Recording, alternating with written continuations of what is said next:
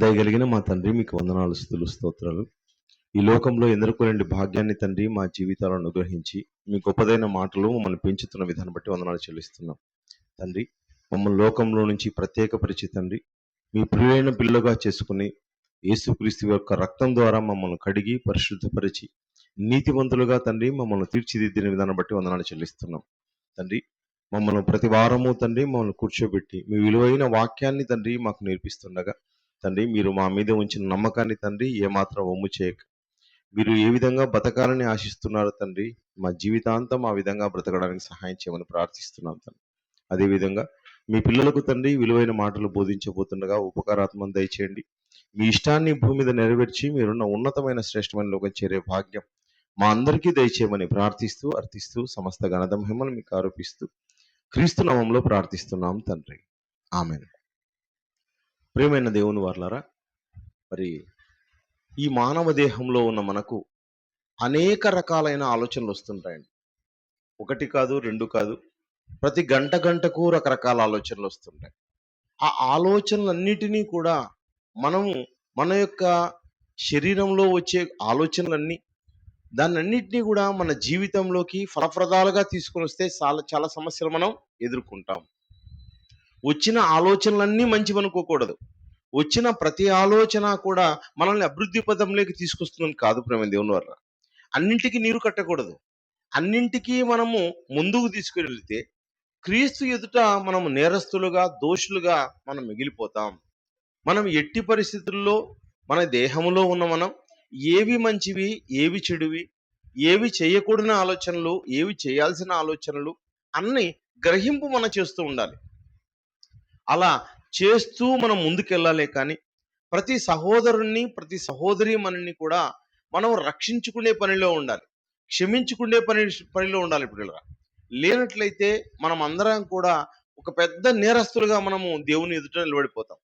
ఏమండి, మనము వచ్చే ఆలోచనలు చాలా రకాలైన ఆలోచనలు, అవి దేవునికి దూరం చేసే ఆలోచనలే వస్తూ ఉంటాయి. ప్రతి మనిషి కూడా వస్తాయి. ఆ వచ్చిన ఆలోచనలు బట్టి మనం ముందుకెళ్తే ఏమైతాం? క్రీస్తుకు దూరం అయిపోతాం. క్రీస్తు ఎదుట మనం ఒక తప్పుడు వ్యక్తులుగా మనం మిగిలిపోతాం. కాబట్టి మనం వచ్చే ఆలోచనల్ని ఎట్టి పరిస్థితుల్లో మనము ఇవన్నీ మంచివే అనుకోకూడదు. వచ్చిన ఆలోచనలు బేరీజు వేసుకొని మనం చాలా ఆలోచనలు మనం దూరం పెట్టాల్సిన వారమై ఉంటున్నాం. మత్తయి సువార్త చూడండి ఎంత చక్కగా చెప్తున్నాడు. మత్తయి సువార్త 5వ అధ్యాయము 21వ వచనంలో, మత్తయి సువార్త, నరహత్య చేయవద్దు, నరహత్య చేయువాడు విమర్శకు లోనగునని పూర్వీకులతో మీరు చెప్పబడిన మాట మీరు విన్నారు కదా, నేను మీతో చెప్పున్నది. అంటే యేసుక్రీస్తుల వారు మాట్లాడుతున్నారండి.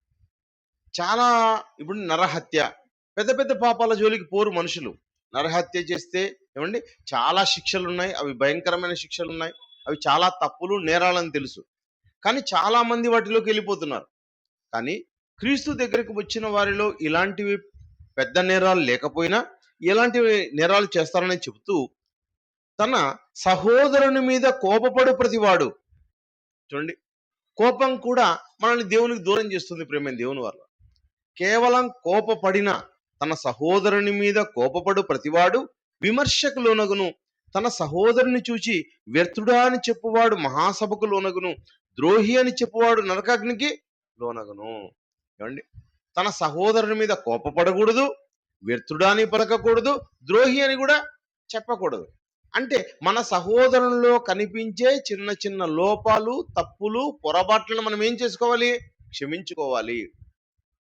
క్రీస్తు దగ్గర ఉన్నప్పుడు కూడా, క్రీస్తు శిష్యులలో కూడా ఉన్న తప్పులను, వాటన్నిటిని క్రీస్తు ఏం చేశాడు? క్షమించేశాడు.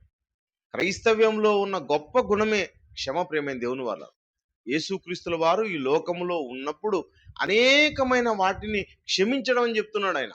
అంటే క్షమ లేకోకుండా ఎవరు కూడా క్రైస్తవుడు కాలేరు. మనం క్రీస్తుని ధరించుకున్న మనం మన జీవితంలో ఎదుటి వారిని క్షమించకుండా ఎట్టి పరిస్థితుల్లోనూ మనం క్రీస్తు ప్రేమను చూపలేం.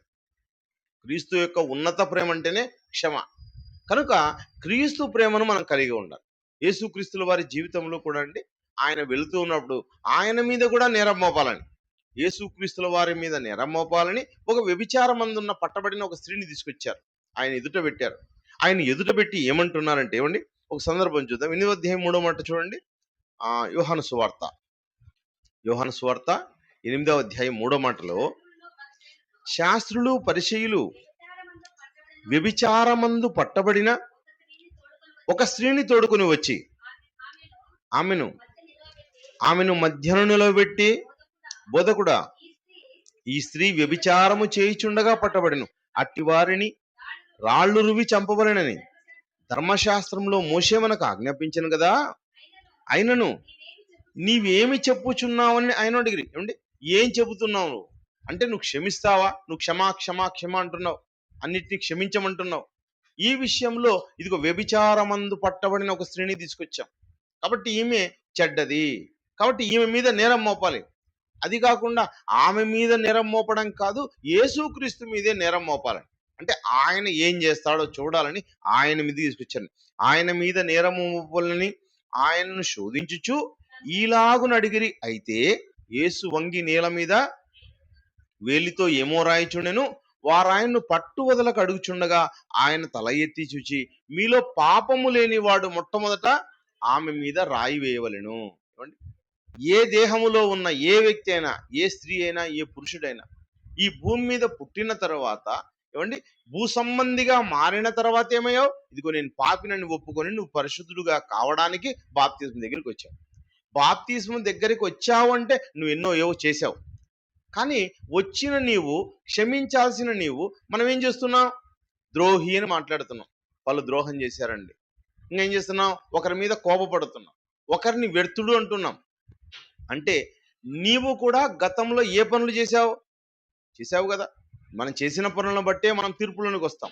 కానీ ఆ తీర్పును మనం తప్పించుకున్నాం. తీర్పును తప్పించుకున్న మనము ఓర్చుకోలేక, ఓర్పు లేక, సహనము లేక ఇతరుల మీద మనం నేరం మోపినట్లయితే, ఇతరుల మీద నేరం మోపితే మనం కూడా క్రీస్తుకి ఏమైపోతాం? దూరం అయిపోతాం. ఒకవేళ క్రీస్తును ధరించుకున్న మనలో క్రీస్తుంటే మన వారిని ఏం చేస్తాం? మనం క్షమించుకుంటాం. ఏమండి, ఇప్పుడు కుటుంబం ఉంటుంది, భార్యాభర్తలు ఉంటారు, లేదా భార్యాభర్త పిల్లలు ఉంటారు. పిల్లల్లో లోపాలు ఉంటాయి, పిల్లల్లో తప్పులు జరుగుతాయి. పిల్లల్లో తప్పులు జరిగినప్పుడు తల్లిదండ్రులుగా వారిని ఏం చేస్తారు? క్షమిస్తారు. అదే వేరే వాళ్ళ పిల్లల్లో అయితే తప్పులు క్షమించడానికి ఇబ్బంది పడతాం. ఏ తల్లిదండ్రులైనా వాళ్ళ పిల్లల విషయంలో చూడండి. ఏమండి, మా దగ్గరికి వచ్చారనుకోండి, మా పిల్లలు చాలా మంచోళ్ళండి, వీడు వేరే వాళ్ళతో కొట్టించుకొని వస్తాడా కానీ వీడు మాత్రం కొట్టాడండి అంటారు. కానీ ఆమె చూసినట్టుగా చెబుతుంది. కానీ అంటే వాళ్ళ పిల్లోడైతే తప్పు చేయలేదు, ఇతర పిల్లలైతే వాళ్ళు తప్పు చేసింటారండి అంటారు.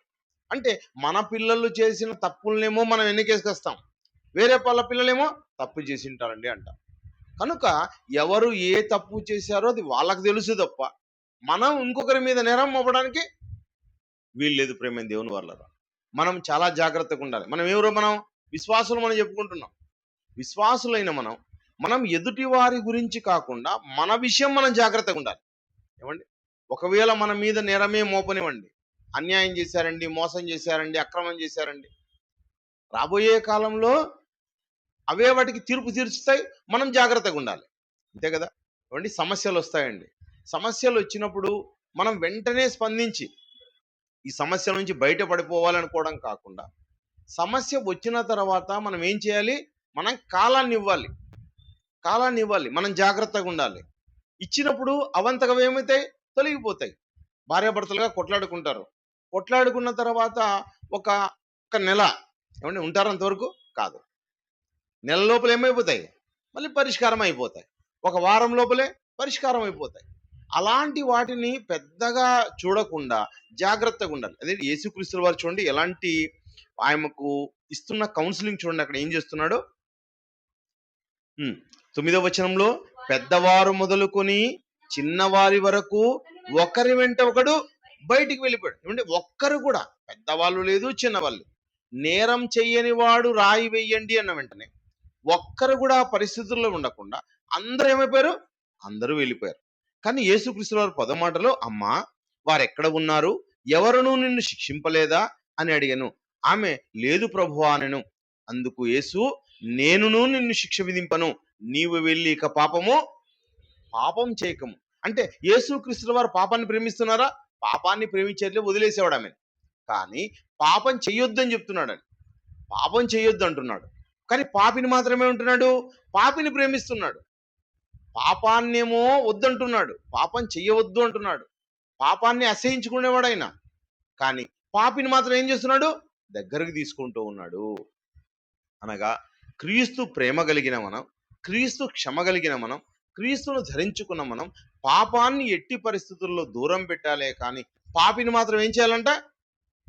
దగ్గరకు తీసుకోవాలి. వారిని తీసుకొని వారిలో రిపెంటేషన్ రావడానికి, వారిలో పరివర్తన రావడానికి మనం ఆలోచించాలి. పిల్లలు ఏ విధంగా పిల్లలకు ఏదో తప్పు చేసినప్పుడు మార్కులు తక్కువ వచ్చాయి, మనం కొట్టాం లేదా దండించిన మన పిల్లల్ని మన ఇంట్లో నుంచి వెళ్ళేస్తామా? వెళ్ళివేయము. వాళ్ళని ఏం చేస్తాం? మళ్ళా దగ్గర తీసుకుంటాం. ఇట్లాంటి పని ఇంకోసారి అయితే చేయొద్దు అంటాం, మళ్ళీ దగ్గర తీసుకుంటాం. అదే వేరే వాళ్ళ విషయంలో ఏమనుకుంటాం మనము? లేదు, ఇతను ఎట్లన్నా కానీ దూరం పెట్టాం. అది మంచి మనసు కాదు ప్రేమ దేవుని వాళ్ళ. క్రీస్తు ప్రేమ కలిగిన మనం క్రీస్తు ప్రేమను అందరి ఎడల చూపించాలి. ఎందుకంటే ఎవరు చేసిన వాటికి వాళ్ళు తీర్పు దేవుని ద్వారా పొందుతారు. ప్రతి ఒక్కరికి తీర్పు ఉంది. నాకు తీర్పు ఉంది, మీకు తీర్పు ఉంది, అందరికి, లోకానికంతా తీర్పు ఉంది. జడ్జిమెంట్ డే అనేది ఉంది. ఆ జడ్జిమెంట్ డే రోజు ప్రతి ఒక్కరు తీర్పు క్రీస్తు న్యాయం పీఠం ఎదుట పొందుతారు. కాబట్టి మనము ఆ న్యాయం తీర్చే పనిలో మనం ఉండకూడదు, దూరం పెట్టే పనిలో మనం ఉండకూడదు, మనం దగ్గర తీసుకునే పనిలోనే ఉండాలి అనే విషయాన్ని మనకు యేసుక్రీస్తుల ద్వారా తెలుస్తుంది. ప్రేమ దేవుని వల్ల. ఏమండి, తల్లి ఉంటుందండి, ఇద్దరు పిల్లలు ఉన్నారు. ఇద్దరు పిల్లల్లో ఒక పిల్లవాడికి జ్వరం వచ్చింది. జ్వరం వచ్చినప్పుడు బాగున్నవాడేమో బయట ఆడుకుంటూ ఉంటాడు, బాగా క్షేమంగా తిరుగుతూ ఉంటాడు, ఎగురుతూ ఉంటాడు, గెంతులు వేస్తూ ఉంటాడు, వాడు రాసుకుంటూ ఉంటాడు. కానీ బాగోలేని అబ్బాయి ఏముంటాడు? ఇదిగో బెడ్రూమ్లోనే ఉంటాడు, కదలలేని స్థితిలో ఉంటాడు, జ్వరం వస్తూ ఉంటుంది, లేదా వామిటింగ్ చేసుకుంటూ ఉంటాడు. వాని విషయంలో ఏం చేస్తాం మనం? వానికి అక్కడే వెళ్ళి బ్రష్ చేస్తాం, అక్కడికే వెళ్ళి తినిపిస్తాం. వాడు ఏదన్నా ఇంకా రాలేని పరిస్థితుల్లో వామిటింగ్ చేసినా నువ్వు ఇక్కడే ఉండని వానికి అక్కడి నుండే సపర్యలు చేస్తాం. అంటే ఎవరైతే బలహీనంగా ఉన్నారో, ఎవరైతే ఇబ్బంది పడుతున్నారో, ఎవరైతే తొట్టుబాటు పడుతున్నారో, తప్పులు చేస్తున్నారో వాళ్ళ పట్ల మనం ఎలా ఉండాలి అంటే అలాంటి స్వభావం కలిగి ఉండాలి. ఎందుకు? మనం ఏ మనసు కలిగి ఉన్నాం? క్రీస్తు మనసు కలిగి ఉన్నాం. క్రీస్తు మనసు కలిగిన వారుగా ఏవైనా తప్పులు జరిగినా కూడా వాటిని క్షమించి మనం ఏం చేయాలి? వాళ్ళకి అవకాశాన్ని ఇవ్వాలి. ఏ విధంగా? చెయ్యి ఒకవేళ ఏమండి విరిగింది అనుకోండి, ఆ చెయ్యికి ఏం చేస్తారు? అంటే బాగున్న చెయ్యినేమో వదిలేస్తాం, విరిగిన చెయ్యికి ఏం చేస్తాం? వాటికన్నీ కూడా కట్టుకడతారండి. అంటే ఒక దెబ్బలు వేసి గట్టిగా బట్టతో బిగించి వాటికి ఏం చేస్తారు? మందు పూసి దాన్ని గట్టిగా కడతారు. కట్టడం వల్ల అది ఏమవుతుంది? ఆ చెయ్యి కూడా రాబోయే కాలంలో ఫ్రీగా అవుతుంది. అంటే చెయ్యి బాగోలేదని చెయ్యి తీసేస్తామా? ఈ చెయ్యి పనికి వస్తుందండి, ఇది చూడండి ఎలా ఇరిగిపోయిందో, ఇదేం పనికి రావడం లేదండి, తీసేయండి అంటారా? తీసేయరు. దాన్ని ఏం చేస్తారు? సరి చేసుకొని మళ్ళీ దాన్ని మనం వాడుకుంటాం. బిడ్డల పట్ల ఎలా ప్రతిస్పందిస్తున్నామో, చెయ్యి పట్ల ఎలా స్పందిస్తున్నామో, లేదా ఇతర అవయవాల పట్ల ఎలా స్పందిస్తున్నామో మన సహోదరుల పట్ల కూడా, సహోదరీమణుల పట్ల కూడా అలా స్పందించే వారిలాగా ఉండాలి. ఎవరండి వాళ్ళు? వాళ్ళు క్రీస్తు యొక్క ప్రేమ తెలిసిన వాళ్ళు, క్రీస్తు క్షమ తెలిసిన వారు. యేసు క్రీస్తుల వారు ఏం చేశారు? వాళ్ళని క్షమించాడు. ఏమండి, ఘోరమైన పాపం కదా, వ్యభిచారం చేయవద్దని దేవుడు చెప్పాడా లేదా? ఆజ్ఞల్లో వ్యభిచారం చాలా తప్పు, పాపం. దానికి మరి మోషే గారు ఏం చెప్పారంట?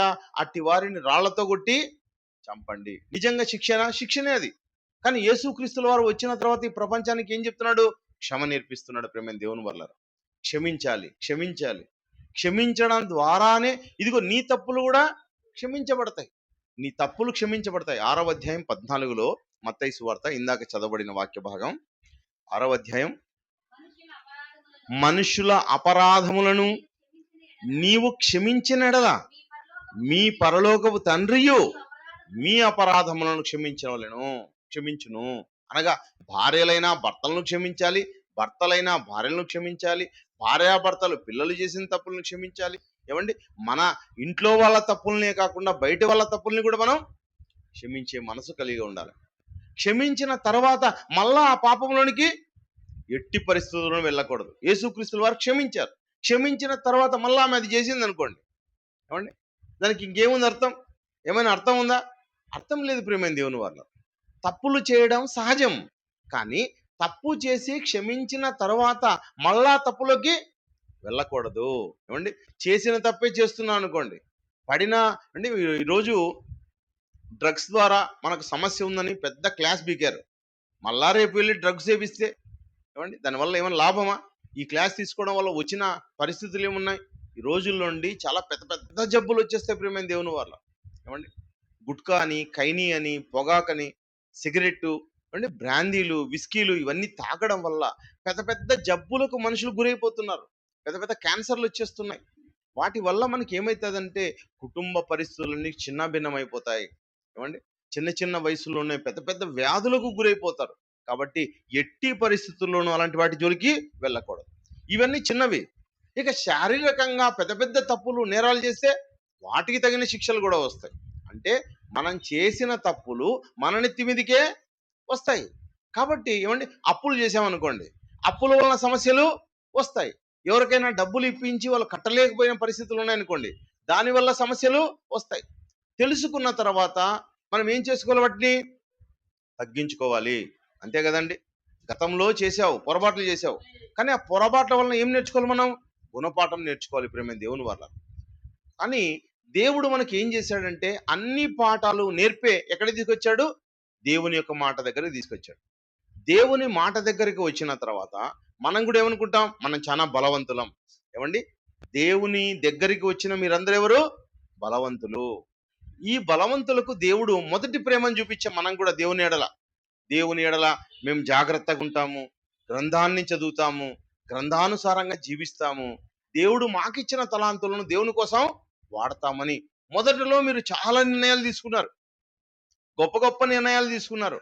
దేవుని కోసం బలంగా నిలబడ్డారు. ఎలా నిలబడ్డారు? ఒక సైనికుడు వలె నిలబడ్డారు, ఒక యోధుడు వలె నిలబడ్డారు, ఒక విశ్వాసి వలె నిలబడ్డారు. దేవుని కంటి కనిపించారు అందరు కూడా. కానీ రాను రాను మనం ఏం చేసుకుంటామంటే అలా కనబడిన మనం ఏం చేస్తాం? చిన్నగా దూరం అయిపోతూ వస్తాం. దేవునికి దూరంగా ఉండే ప్రయత్నం చేస్తాం. ఏం పర్వాలేదులే అనుకుంటాం. నెగ్లెక్ట్గా చేస్తుంటాం ప్రేమ దేవుని వల్ల. ఈ నెగ్లిజెన్సీని కూడా దేవుడు ఏం చేస్తాడు? ఆయన దాన్ని మెచ్చుకునేవాడుగా ఉన్నాడు. మొదట నువ్వు ఎలా కనపడ్డావో నీకు ఇచ్చిన తలాంతులేవు. ఏమండి మీ అందరికీ తలాంతులు ఉన్నాయండి. దేవుడు ఒకరికి ఇచ్చి ఒకరికి వేయకుండా ఉండేవాడు కాదు. రకరకాల తలాంతులు ఇచ్చాడు. ఏమండి ఈరోజు సౌండ్ సిస్టమ్ పెట్టే సుధా, లేకపోతే వాక్యం చెప్పే సుధాకర్, అంటే వీళ్ళందరికీ ఏమివి? తలాంతులు. ఎగ్జామ్ రాసే వాళ్ళకి ఏమున్నాయి? తలాంతులు. మీరందరూ కూడా ఇతరులను క్షమించడం ఒక తలాంతు. అంటే ఇవన్నీ కలిగి ఉన్న మనం ఏ మాత్రము దేవుని పనిని లేకపోతే దేవుణ్ణి పక్కకు పెట్టేశామనుకోండి, ఏం పర్వాలేదులే. ఏమంటే ఎందుకు అలా పెట్టామంటే ఏమనుకుంటారు మనుషులందరూ కూడా?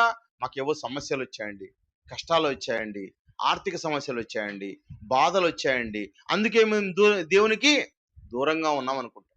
కాదు ప్రేమ దేవుని వల్ల. నిజమైన భక్తులు ఎప్పుడు కూడా అలా లేరు. ఏమండి అందరినీ క్షమించేలాగా ఉన్నారు. ఒకనాడు మోషేని తీసుకున్నాం అనుకోండి, దేవుని ప్రజలతో దేవుడే ఇబ్బంది పడినప్పుడు మోషే ఏమంటున్నాడు? మోషే ఆ ప్రజలను బట్టి ఏమంటున్నాడు అంటే, ఇదిగో నన్ను జీవగ్రంథంలో నుంచి తుడిచేయి దేవా అనలేదా? ఏమండి మోషే ఏమంటున్నాడు? అదిగో వాళ్ళకిచ్చేసే పరలోకాన్ని, లేదా వాళ్ళకిచ్చే కణాన్ని, నన్ను కావాలంటే గ్రంథంలో నుంచి తుడిచేసి నా జీవితాన్ని తీసేయి. నిర్గమాకాండం 32వ అధ్యాయంలో 32వ మాట చూడండి, ఎంతగా క్షమిస్తున్నాడో ఆయన. నిర్గమాకాండం 32వ అధ్యాయం 32లో, నీవు వారి పాపమును ఒకవేళ పరిహరించితివా, లేని ఎడల నీవు వ్రాసిన నీ గ్రంథములో నుండి. చూడండి, ఒక నాయకుడుగా నాకొద్దు, ఇదిగో వాళ్ళకి ఇచ్చేసి వాళ్ళకి ఇవ్వు అంటున్నాడండి. దేవుడు ఆ మనసును బట్టి ఏమన్నాడని? మిక్కిలి సాత్వికుడు. భూమి మీద మిక్కిలి సాత్వికుడుగా ఉన్నాడండి. సంఖ్యాకాండం 12:7లో మాట్లాడతాడు ఆయన. మిక్కిలి సాత్వికుడు. భూమి మీద ఉన్న వారందరిలో కూడా. అంటే అలాంటి గొప్ప నాయకుడుగా కనబడిన మోషే. కానీ రాబోయే కాలంలో ఆయన కూడా ఏం చేస్తాడు? మళ్ళా ఒక తప్పు చేస్తాడు. అంటే ప్రతి ఒక్కరి జీవితాల్లోనూ తప్పులున్నవి జరుగుతాయి. వాటికి పరిహారంగా దేవుడైతే తీర్పు తీరుస్తాడు. కానీ మనమైతే మన జీవిత కాలంలో ఏ మనిషికి కానీ, ఏ వ్యక్తికి కానీ, ఏ స్త్రీకి కానీ ఎవరికి మనం తీర్పులు తీర్చకూడదు. అంటే మోషే చేసిన తప్పు ప్రేమ దేవుడు. 20వ అధ్యాయం అక్కడే కనిపిస్తుంది చూడండి. సంఖ్యాకాండం 20వ అధ్యాయంలో, సంఖ్యాకాండము 20వ అధ్యాయం మరి 4వ మాట చూడండి. అయితే మేమును మా పశువులను ఇక్కడ చనిపోవునట్లు ఈ అరణ్యంలోనికి యెహోవా సమాజంను మీరేల తెచ్చిదిరి. ఈ కాని చోటికి మమ్మును తెచ్చుటకు ఐగుప్తులో నుండి మమ్మును ఏల రప్పించిదిరి. ఈ స్థలంలో గింజలు లేవు, అంజూరలు లేవు, ద్రాక్షలు లేవు, దానిమ్మలు లేవు, త్రాగుటకు నీళ్ళే లేవు. అంటే ఎవరు వీళ్ళంతా కూడా? ఇశ్రాయేలు ప్రజలు. వారందరూ ఏం చేస్తున్నారు? సనుగుతున్నారు, గొనుగుతున్నారు, కంప్లైంట్స్ అన్నీ చెబుతున్నారండి వీళ్ళకి. ఏమండి? ఎందుకు? ఎప్పుడు ఏం తినాలి? ఎప్పుడు ఏం తినాలి? వాళ్ళకు తినేదంటే కేవలం మన్నా, ఆకాశం నుంచి కురిసే మన్నాను తినాలి. కానీ వీళ్ళకి ఏం కావాలంది? రకరకాల రుచులు తినాలి. ఏమండి? రకరకాల రుచులు తినాలనుకున్న వాళ్ళకి ఒకే ఆహారం పెడితే ఎలా ఉంటుంది వాళ్ళ పరిస్థితి? ఏమండి? ఇక్కడ ఏమీ లేవు. అంటే ఏముంది మరి వాళ్ళకి? ఏమీ లేవు. ఏముందంటే పని చేయాల్సిన పని లేదండి, ప్రశాంతత ఉంది వాళ్ళకి. ఒకనాడు ఫరో కింద ఉన్నప్పుడు వాళ్ళ బిడ్డల్ని చంపుకున్నారు, తెలుసు మీ అందరికి కూడా. ఏమండి? గర్భాన ఏమండి 9 నెలలు మోసిన పిల్లలను ఏం చేశారంటే ఇదిగో తీసుకొని వెళ్ళి, మగ పిల్లలైతే ఏం చేశారు? ఇది విసిరి పడేశారు, నీళ్ళలోకి చేసి చంపేశారు. కానీ ఇప్పుడు బాగుంది. అంటే గతంలో ఎన్ని సమస్యలు ఉన్నాయి, ఇప్పుడు ఎన్ని సమస్యలు లేవనుకోవడం లేదు. ఇక్కడికి వచ్చిన తర్వాత ఏవో చిన్న చిన్న సమస్యల్ని చూపించి వాళ్ళు సనుగుతున్నారు, గొనుగుతున్నారు. దేవుడు ఏం చెప్పాడు? ఇదిగో మోషే, నువ్వు ఆ బండ దగ్గరికి వెళ్ళి మాట్లాడు, ఆ బండ నీళ్ళు ఇస్తుందన్నాడు. అప్పుడు ఈయన ఏం చేశాడంటే 8వ మాటలో చివరిలో ఉంటుందండి, వారి కన్నులు ఎదుట ఆ బండతో మాట్లాడము, అది నీళ్ళిచ్చును. ఎవరు మాట్లాడిన మాట ఇది? ఇది దేవుడు చెప్పిన మాట. మోషే, నువ్వు ఆ బండ దగ్గరికి వెళ్ళి ఆ బండతో మాట్లాడు, ఆ బండ నీకేమిస్తుంది? నీళ్ళు ఇస్తుంది అని చెప్పాడు. వెంటనే ఆయన చాలా కోపంగా వచ్చాడు. అంటే అహరోను మోషేలు ఎలా వచ్చారు? కోపంగా వచ్చారు. ఎందుకు? ఆ సమాజం వాళ్ళని ఇబ్బంది పెట్టింది. ఏమండి? ఇశ్రాయేలుల సమాజము నాయకులైన మోషేని, అహరోనులను ఏం చేసింది? చాలా ఇబ్బంది పెట్టింది. ఆ ఇబ్బంది పెట్టడం వల్ల 11లో అప్పుడు మోషే తన చెయ్యి ఎత్తి 2 మారులు తన కర్రతో ఆ బండను కొట్టగా నీళ్లు సమృద్ధిగా ప్రవహించెను, సమాజమును పశువులు త్రాగెను. అంటే అన్ని తాగాయి, అన్ని బాగుంది. కానీ దేవుడు చెప్పినదేమి, ఈయన చేసిందేమి? ఇలా చేయడానికి కారణమేమి? ఆ ప్రజలు ప్రేమైన దేవుని, అంటే ఆ ప్రజలను క్షమించే మనసులో లేడు ఇప్పుడు మోషే. గత కాలంలో ఏం చేశాడు? ఆ ప్రజలను క్షమించాడు. దేవునికి కోపం వచ్చిన ప్రజలను క్షమించాడు. కానీ ఇప్పుడు ఏం చేస్తున్నాడు? ఆ సాత్వికత్వం కాకుండా వేరే కోణం మోషేలో చూపిస్తున్నాడు. అంటే క్షమించరాని మనసు చూపిస్తున్నాడు. ఈ మనసు అన్నది దేవునికి అసలు ఇష్టం లేదు ప్రేమైన దేవుని వల్ల. ఏది ఏమైనా క్షమించే మనసే దేవునికి చాలా ఇష్టం. అందుకు దేవుడు ఆయనతో ఏమంటున్నాడంటే 12వ వచనంలో, అప్పుడు యెహోవా మోషే అహరోనులతో, మీరు ఇశ్రాయేలుల కన్నుల ఎదుట నా పరిశుద్ధతను సన్మానించినట్లు నన్ను నమ్మకపోతిరి కనుక ఈ సమాజమును నేను వారికి ఇచ్చిన దేశంలోనికి మీరు తోడుకొని పోరని చెప్పాను. చూడండి, మీరు తోడుకుపోరు, ఇంకా మీరు వెళ్ళరు, మీరు చూడరు, మీకు సంబంధం లేదు ఇంకా. అంటే అప్పటి వరకు అంటే ఏమి? ఎప్పుడైనా క్షమించే మనసు ఉంటే, వాళ్ళు చేసింది తప్పే, వాళ్ళు చేసింది అపరాధమే, వాళ్ళు సనగడం తప్పే, కానీ దేవుని యొక్క పరిశుద్ధత ఎప్పుడు ఉంటుందంటే క్షమించుకున్నప్పుడే పరిశుద్ధత ఉంటుందండి. అంటే పిల్లలైనా తల్లిదండ్రుల మీద కోపడొచ్చు, తల్లిదండ్రులైనా పిల్లల మీద కోపడొచ్చు. ఒకరు కోపడినప్పుడు ఇంకొకరు ఏం చేయాలి? శాంతంగా మాట్లాడాలండి. వాళ్ళు ఎవరు? అప్పుడు మనం ఏం కనబడతాం? అప్పుడు విశ్వాసత కనపడుతుంది, అప్పుడు పరిశుద్ధత కనపడుతుంది. ఏమండి? ఇద్దరు అరుచుకున్నారు అనుకోండి, ఇంకా ఏముంది పరిశుద్ధత? ఏమండి? దేవుడు ఎక్కడున్నాడు? దేవుని సమాజంలో ప్రజలైన వాళ్ళు కాదు ప్రేమైన దేవుడు. ఒకరు ఇబ్బంది పడితే ఇంకొకరు ఆ ఇబ్బందిని తట్టుకొని సాత్వికంతో మాట్లాడినప్పుడే సమస్య అన్నది పరిష్కారం అవుతుంది. దేవుని యొక్క పరిశుద్ధత ఏమంటే క్షమించాలి. మోషే క్షమించలేకపోయాడు కనుక మోషే ఆ వాగ్దాన దేశాన్ని చూడలేకపోయాడు. కనుక ప్రేమైన దేవుని వారలారా, ఆయన యొక్క ఆయుష్కాలం అండి, మోషేకి ఇచ్చిన ఆయుష్కాలం ఎంత? దేవుడు 120 సంవత్సరాలు. ఆ 120 సంవత్సరాలలో 80 సంవత్సరాలు మోషే పోగొట్టుకున్నాడు. పోగొట్టుకున్న తర్వాత ఎందుకు కానీ నీకు ఈ దేహాన్ని ఇచ్చాను, ఈ దేహం ఇవ్వడంలో దేవుని యొక్క ఆలోచన ఏమి? ఏమండి? అందరూ తిని తాగి సంతోషించి ఏమండి ఆస్తులు సంపాదించుకోనో సమస్యలు ఇరుక్కొని చనిపోతే దేవునికి ఆనందం లేదు. విలువైనది దేహం, విలువైనది జన్మ. ఈ జన్మకు సార్థకత తీసుకొని రావాలి. అది తెలుసుకున్న మోషే ఏం చేశాడు? 40 సంవత్సరాల కాలం పాటు ఇశ్రాయేలు ప్రజలను నడిపించాడు ప్రేమైన దేవుని వల్ల. ఏమండి? ఒకనాడు యోబు గారికి సమస్యలు వచ్చాయి, రాలేదా సమస్యలు? పెద్ద పెద్ద సమస్యలు వచ్చాయి. ఆయన చుట్టూ సమస్యల్లోనే ఉన్నాడు, సమస్యల వలయంలో ఉన్నాడు. సమస్యల వలయంలో ఉన్న ఆయన ఏం చేశాడంటే ఆయన మంచి సాత్వికంతోనే ఉన్నాడండి. యోబు గారు సాత్వికంతో ఉండి తన చుట్టూ ఏం చేసుకున్నాడంటే దేవుని యొక్క పరిశుద్ధతను కాపాడుకున్నాడు. సమస్యను బట్టి అల్లరి చేసుకోలేదు ఆయన. సమస్యను బట్టి ఎవరి మీద నిందలేదు, దేవుని మీద నిందలేదు. ఆయన అలా ఉన్నాడు గనక ఆయన జీవితం మళ్ళీ ఫలప్రదం లేకొచ్చిందని, గొప్ప జీవితాన్ని ఆయనకు అనుగ్రహించాడు. కనుక ప్రతి వారు కూడా వారికి వచ్చిన చిన్న చిన్న సమస్యలను బట్టి దేవునికి దూరం కాకూడదు.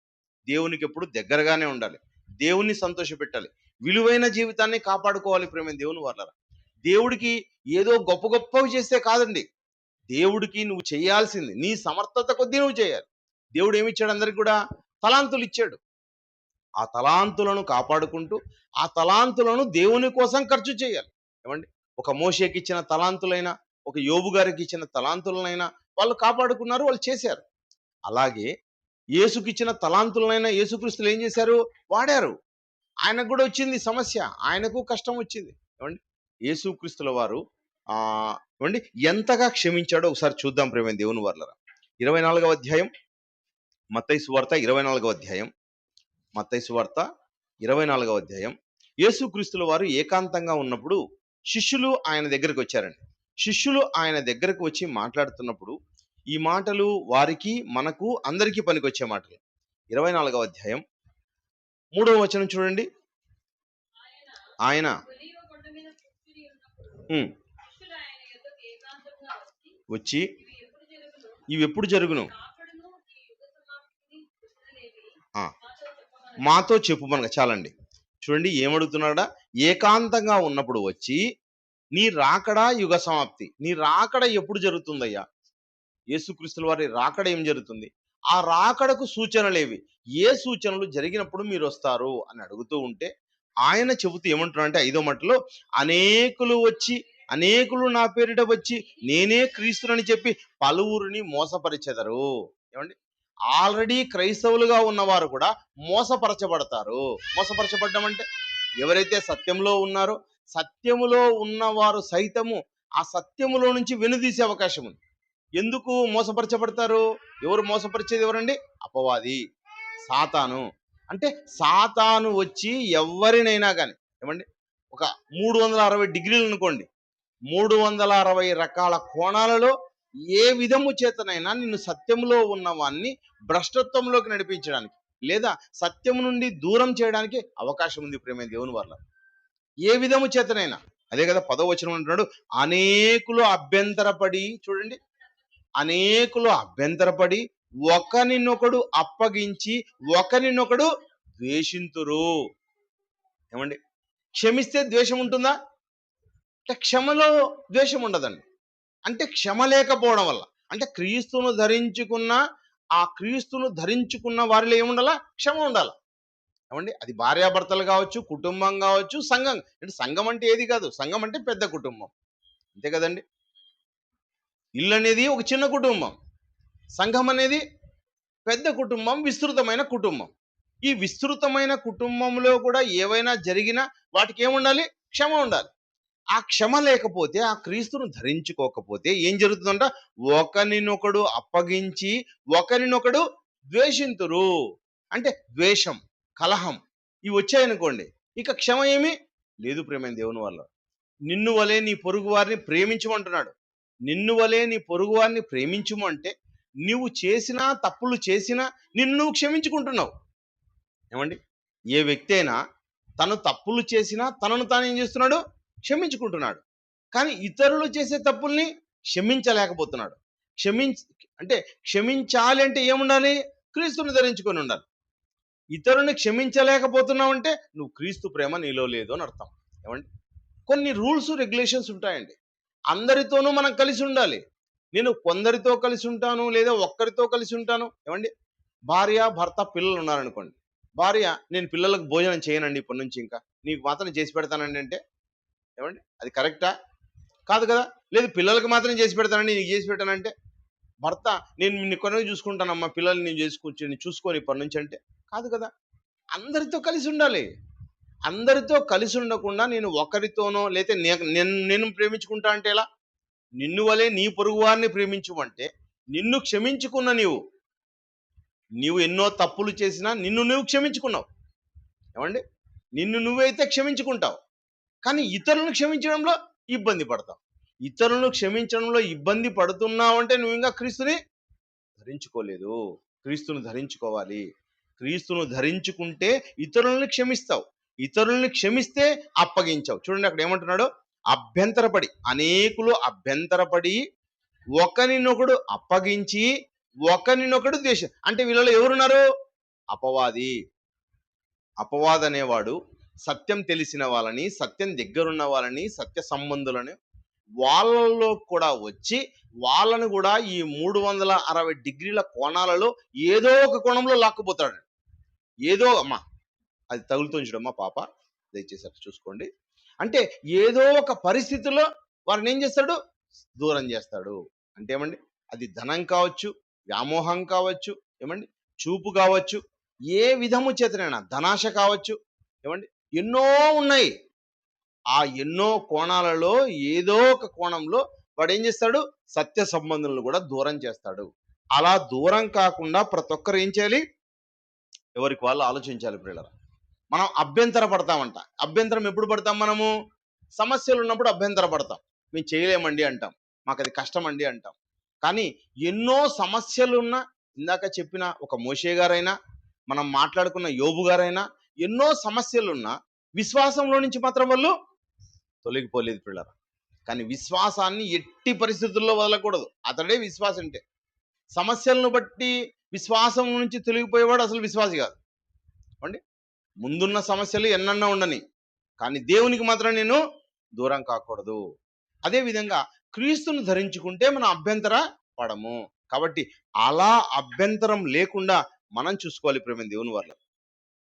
అదేవిధంగా దేవుని పనులలో మనం గొప్పగా కనబడ్డాం మనం అందరం కూడా. వాక్యాలంటే ఇష్టపడ్డాం, వాక్యానికి వచ్చాం, నేర్చుకున్నాం, ప్రార్థనలు చేశాం, ఇంకా కార్యక్రమాలు కావాలని కోరుకున్నాం. అలా కోరుకున్న మనం ఎప్పుడు కూడా కార్యక్రమాల్లోనే ఉండాలి. ఎందుకంటే దేవుని పనులంటే మనం ఇష్టపడ్డాం. ఏమండి, నేనున్నాను అనుకోండి, నేను కూడా దేవుని కార్యక్రమాలంటే ఇష్టపడ్డ మనం రాబోయే కాలంలో ఏం చేయాలి? ఈ కార్యక్రమాలను ఇంకా ఎక్కువ చేసుకోవాలి, గొప్పగా చేసుకోవాలి, అనేక మందిని పిలిపించాలి, అనేక మందికి ఈ వాక్యాన్ని వినిపించాలి ప్రేమ దేవుని వల్ల. క్రీస్తున్నాడు అనుకోండి, క్రీస్తు కూడా తన శిష్యుల్లో ఉన్న చిన్న చిన్నవి ఏవైతే కనబడ్డాయో, తప్పిదాలు కనబడ్డాయో, వాటిని యేసుక్రీస్తు వారు ఏం చేశారు? క్షమించారు. ఒకసారి చూడండి, మత్తయి సువార్త 26వ అధ్యాయంలో, మత్తయి సువార్త 26వ అధ్యాయము 33 చూడండి, 33వ వచనం. అందుకు పేతురు నీ విషయమై, చూడండి, అభ్యంతర పడినను. చూడండి, యేసుక్రీస్తు విషయంలో నేను అభ్యంతర పడను, నేను నిన్ను పూర్తిగా నమ్ముతున్నాను అని చెబుతూ ఉన్నాడు. ఎవరు? పేతురు. అప్పుడు పేతురు చెప్పినప్పుడు యేసు ఏమంటున్నాడు? యేసు అతన్ని చూచి, ఈ రాత్రి కోడి కూయక మునుపే నీవు నన్ను ఎరుగవని ముమ్మారు చెప్పుదువని.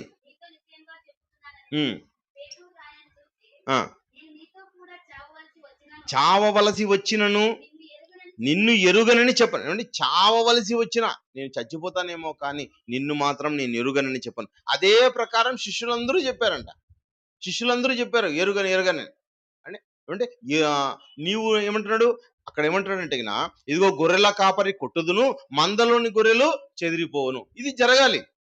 దేవుని మాట ఏమండి, ఒకరి మీదికి వచ్చినప్పుడు మిగతా వాళ్ళంతా ఏం చేస్తారు? అభ్యంతరపడి దూరం అయిపోతారు. ఎక్కడైనా అదే జరుగుతుంది ప్రేమ దేవుని వల్ల. ఒకరి మీదికి ఏదైనా ఒక సమస్య అన్నది వస్తే ఆ సమస్యను బట్టి మిగతా వాళ్ళు ఏమవుతారు? దూరం అవుతారు. మేము మాత్రం అలా కామని శిష్యులు చెప్తూ ఉన్నారు. లోపల చూడుకో అంటే శిష్యులు మాత్రం ఏమంటున్నారు? పేతురు ఏమంటున్నాడు? పేతురు మాత్రం ఎట్టి పరిస్థితుల్లోనూ అలా జరగదంటున్నాడు. జరగదన్న పేతురు అలా చేశాడా లేదా? యేసుక్రీస్తుల మాట నెరవేరాలి. చూడండి, 66వ వచనంలో, 69 అనుకుంటాను, చూడండి 69. పేతురు వెలుపట ముంగిట కూర్చునిండగా ఒక చిన్నది అతని యొద్దకు వచ్చి, నీవు గలిలయుడగు యేసుతో కూడా ఉంటివి కదా నేను. అందుకతడు, నేను ఉండలేదు, నీవు చెప్పు సంగతి నాకు తెలియదని అందరి ఎదుట నేను ఆ నడవలోనికి వెళ్ళిన తర్వాత మరి ఒక చిన్నది అతన్ని చూసి, నీవు నజరేయుడు యేసుతో కూడా ఉండేనని అక్కడి వారితో చెప్పగా, అతడు ఒట్టు పెట్టుకొని నేను ఉండలేదనెను.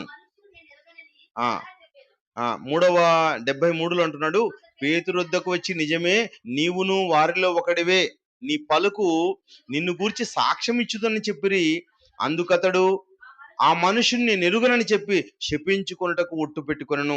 కింద మాటలో, కోడి కూయక మునుపు నీవు నన్ను ఎరుగువని ముమ్మారు చెప్పేదవని యేసు తనతో అనిన మాట పేతురు జ్ఞాపకం తెచ్చుకొని వెలుపలికి పోయి సంతాపపడి ఏడ్చెను. చూడండి, యేసుక్రీస్తు శిష్యుల్లో యేసు అంటూ ఉన్నాడు, ఇదిగో నన్ను ఎరగవు అని నువ్వు చెప్తావు, కోడి కూయక మునిపే 3 సార్లు చెప్తావు అన్నాడు.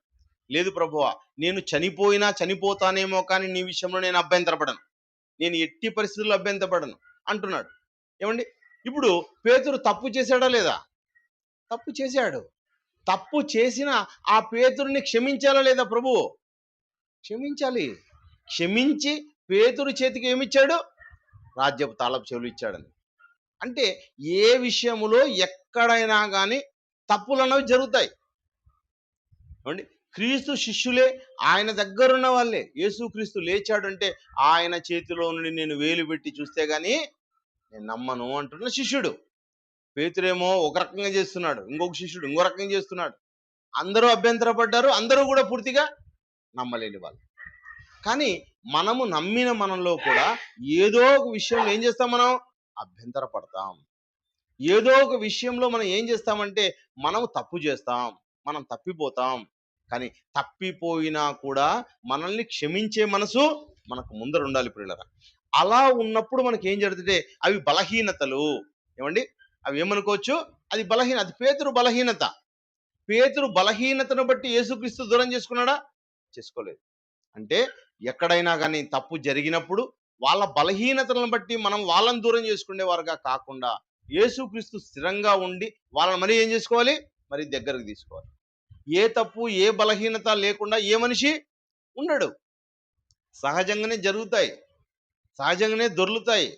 అలా ఉన్నప్పుడు వారిని దూరం చేసుకోకుండా వారిని క్షమించి మనం దగ్గరకు తీసుకున్నప్పుడు క్రీస్తు ప్రేమ మనం చూపినట్లు అవుతుంది. యేసుక్రీస్తుల వారిని చూడండి, ఆయన్ను పిడిగుద్దులు గుద్దారు, ఆయన్ని ఏం చేశారు? ముళ్ళ కిరీటం పెట్టారు, ఆయన్ని కొరడాలతో కొట్టారు, ఉమ్మేశారు, ఆయన్ని చెడ్డ మాటలు పలికారు. ఏమండి, అన్నీ పలికిన ఆయన ఏమంటున్నాడు?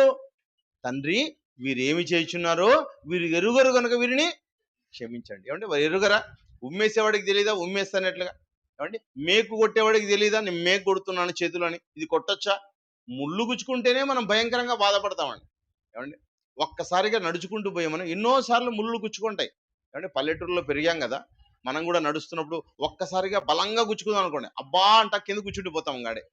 ఏమండి, అక్కడే కూర్చొని దాన్ని తీయడానికి కూడా చాలా నొప్పి బాధ అవుతుంది.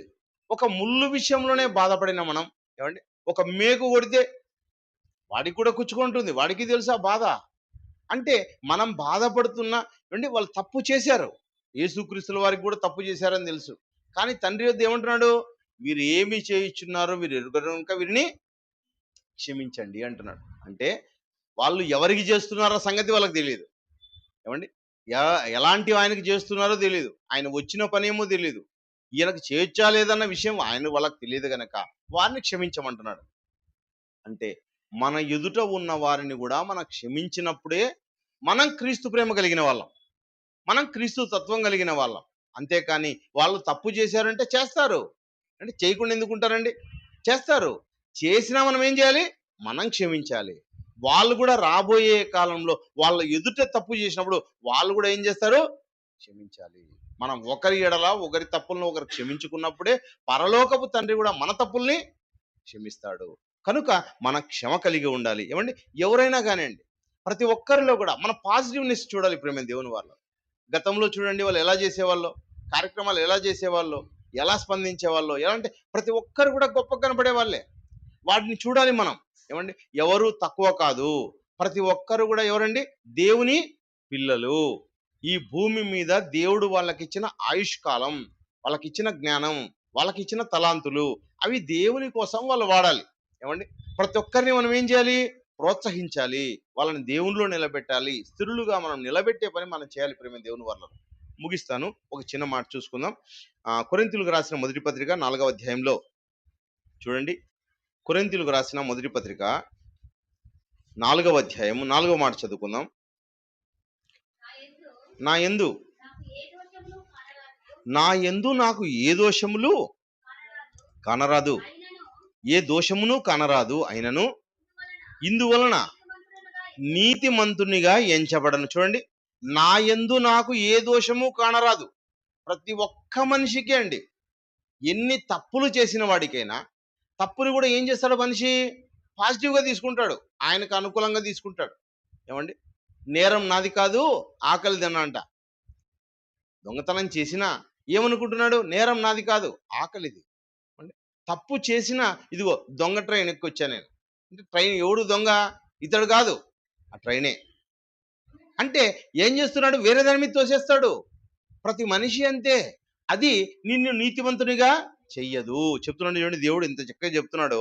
నా యందు నాకు ఏ దోషమూ కానరాదు, అయినను ఇందువలన నీతిమంతునిగా ఎంచబడను. నన్ను విమర్శించువాడు ప్రభువే. కాబట్టి సమయము రాకమునుపు, అనగా ప్రభువు వచ్చి వరకు దేనిని గూర్చియో తీర్పు తీర్చకుడి. ప్రభువు వచ్చి వరకు మనం మనుషులకు తీర్పు తీర్చకూడదు పిల్లరా. ఇతడు అలాంటి వాడు, అతడు ఇలాంటి వాడు, వాళ్ళు ఎలా ఉండని నువ్వు ఉండాలి.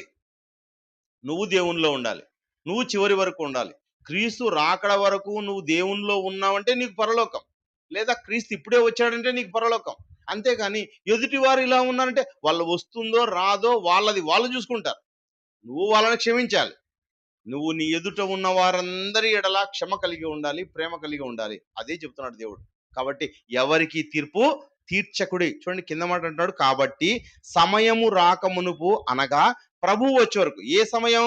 ప్రభువు వచ్చేదైనా నువ్వు వెళ్ళే సమయమైనా వచ్చే వరకు, అనగా ప్రభువు వచ్చే వరకు దేనిని గూర్చియో తీర్పు తీర్చకుడి. దేని గురించి నువ్వు తీర్పు తీర్చవద్దు, నువ్వు జాగ్రత్తగా ఉండాలి. ఎందుకంటే కింద మాటలో ప్రతి వానికి తగిన మెప్పు దేవుని వలన కలుగును.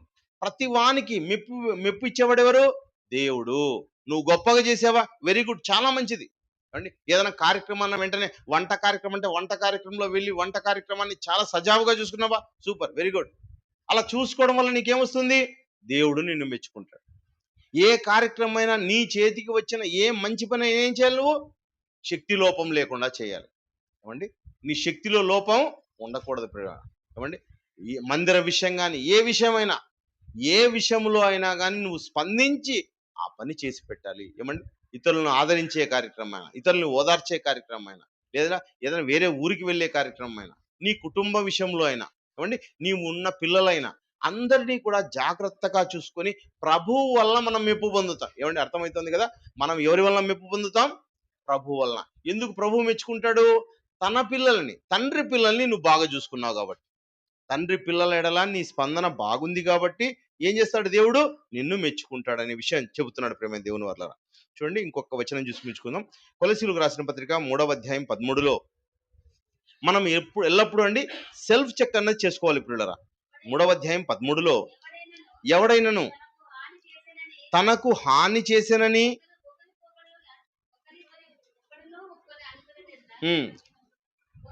ఒకడు అనుకుని ఎడల ఒకనినొకడు సహించుచు ఒకనినొకడు క్షమించుడు. చూడండి, ఒకనికొకడు సహించుచు ఒకరినొకడు క్షమించండి అండి. ప్రతి వారిలోనూ ఎవడైనాను నీకు హాని చేశాడని, ఒకడు హాని చేశాడు అనుకుంటే, ఏమండి అతడు నాకు హాని చేశాడు అనుకుంటే అతన్ని కూడా మనం ఏం చేయాలంట? క్షమించాలి. అతడు సంఘంలో ఉన్నవాడైనా, సంగటి వెలుపడేవాడైనా, ఎవరి ఎడలైనా నువ్వు విశ్వాసిగా ఏం చేయాలి? క్షమించాలి. యేసుక్రీస్తు ఏం చేస్తున్నాడు? క్షమిస్తున్నాడండి. యూదాను ఏం చేశాడు? క్షమించాడు. పేతురుని ఏం చేశాడు? క్షమించాడు. అంటే ప్రతి ఒక్కరిని, ఏమండి ఆ వ్యభిచారం అందున్న పట్టబడిన స్త్రీని ఏం చేశాడు? ఆమెను క్షమించాడు. ప్రతి ఒక్కరి ఎడల దీనికన్నా చూపేదంటే ఏమీ లేదు. ప్రతి ఒక్కరికి జ్ఞానం చెప్పాలి. ప్రతి ఒక్కరి ఎదుట మనం ఎలా ఉండాలి? నువ్వు నిజమైన విశ్వాసిగా ఉండాలి. ప్రతి వారిని క్షమించాలి. క్షమించినప్పుడే క్రీస్తు ప్రేమ నీలో ఉన్నట్లు ఉంటుంది. క్రీస్తు క్షమించాడు గనక నీవు కూడా క్షమాపణ ఇవ్వాలి. అలా క్షమించినప్పుడే క్రీస్తుని నువ్వు ధరించుకున్నట్టు. నిన్ను నిన్ను వలే ఏమండి నీ పొరుగు వారిని ప్రేమించు అంటే అర్థం ఏమండి?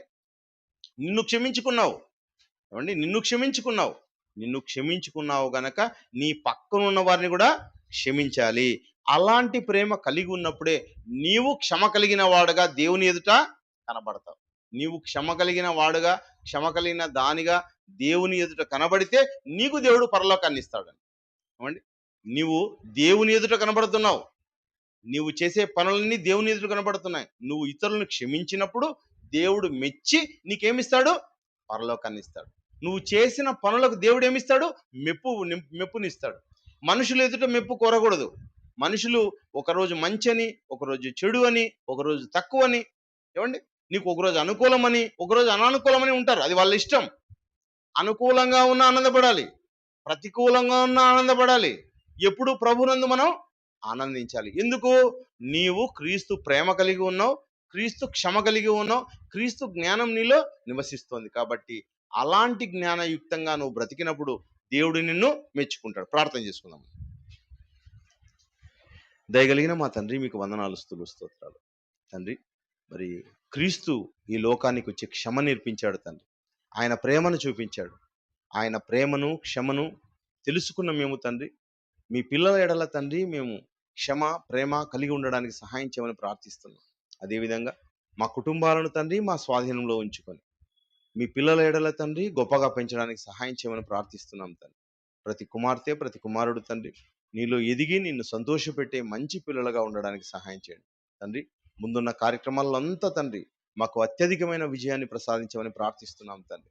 కన్స్ట్రక్షన్ విషయంలో అయినా, ఎగ్జామ్స్ విషయంలో అయినా, రాబోయే కాలంలో ఉన్న మా ముందున్న కార్యక్రమాల విషయమైనా మేము ఎల్లప్పుడూ తండ్రి ఏమాత్రము శక్తి లోపం లేకుండా, శక్తి వంచన లేకుండా తండ్రి మేము పనులు చేయడానికి సహాయం చేయండి.